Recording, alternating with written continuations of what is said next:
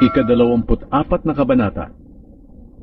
Kung nag-asawa ang isang lalaki at sa bandang huli ay inayawan na niya ito dahil may natuklasan siyang hindi niya nagustuhan dito, dapat siyang gumawa ng kasulatan ng paghihiwalay at ibigay ito sa kanya at maaari na niya itong paalisin sa kanyang bahay. Kung mag-aasawa muli ang babae at hiwalayan na naman siya ng ikalawan niyang asawa o mamatay ito, hindi na siya maaaring mapangasawang muli ng nauna niyang asawa dahil narumihan na siya. Kung muli siyang mapapangasawa ng nauna niyang asawa, kasuklam-suklam ito sa paningin ng Panginoon.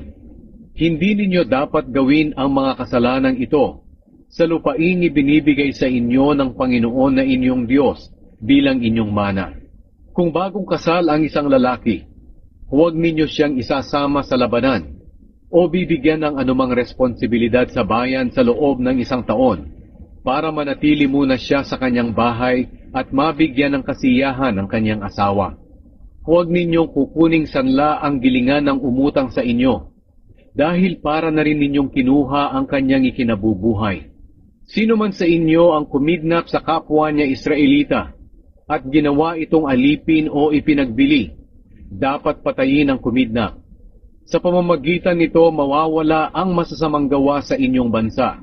Tungkol sa malubhang sakit sa balat, sundin ninyong mabuti ang mga tuntunin na ipinapagawa sa inyo ng mga pari ng mga Levita. Sundin ninyo ang mga iniutos ko sa kanila. Alalahanin ninyo kung ano ang ginawa ng Panginoon na inyong Diyos kay Miriam nang naglalakbay kayo paglabas sa Ehipto. Kung magpapautang kayo ng kahit ano sa kapwa ninyo Israelita, huwag kayong papasok sa bahay niya para kumuha ng anumang isasanla niya. Maghintay lang kayo sa labas at dadalhin niya ito sa inyo. Kung mahirap ang tao at pangbalabal ang isinanla niya sa inyo, huwag ninyong palilipasin ang gabi na nasa inyo ito. Isauli ito sa kanya habang hindi pa lumulubog ang araw, para magamit niya ito sa kanyang pagtulog at pasasalamatan ka pa niya. Ituturing ito ng Panginoon na inyong Diyos na gawang matuwid. Huwag ninyong dadayain ang mahihirap na trabahador sa kanilang upa, Israelita man siya o dayuhan na naninirahan sa inyong bayan. Bayaran ninyo siya ng 1 araw na sweldo bago lumubog ang araw, dahil mahirap siya at inaasahan niyang matanggap ito.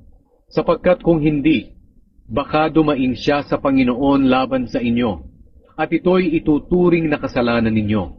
Hindi dapat patayin ang magulang dahil sa kasalanan ng kanilang mga anak, o ang mga anak dahil sa kasalanan ng kanilang magulang.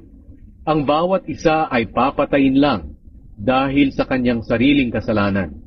Bigyan ninyo ng hustisya ang mga dayuhan at ang mga ulila.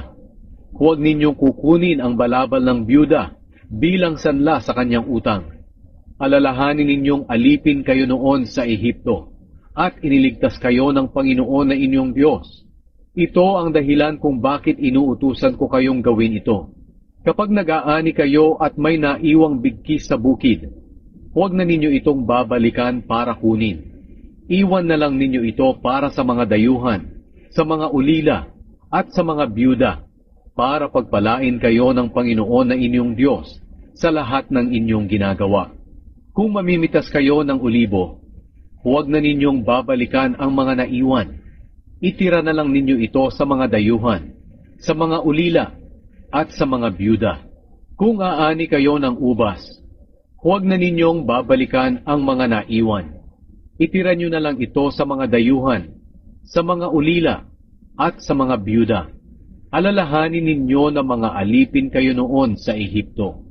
Ito ang dahilan kung bakit inuutusan ko kayong gawin ito.